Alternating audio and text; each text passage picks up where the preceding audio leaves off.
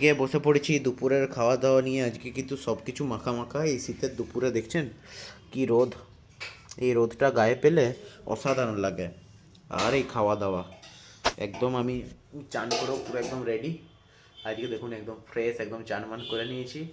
আর এবার আমি বসে পড়লাম, খাওয়া দাওয়াটা তুলে ধরছি। দেখুন, আহা, আলু মাখা লাল লাল, অনেক দিন পর এরকম মা আলু মেখেছে, ডাল সেদ্ধ, বড়া মচমচে, আর আছে টমেটো চাটনি। হুম, টমেটো চাটনিটা একটু নেওয়া যাক। আলু মাখা আর এই ডাল সেদ্ধ মাখা, সবকে একসাথে মাখো। একদম এরকম করে মাখাবেন। আহ আহা, দেখো কি গন্ধ আসছে, সুন্দর একদম। হুম, এই বাইট।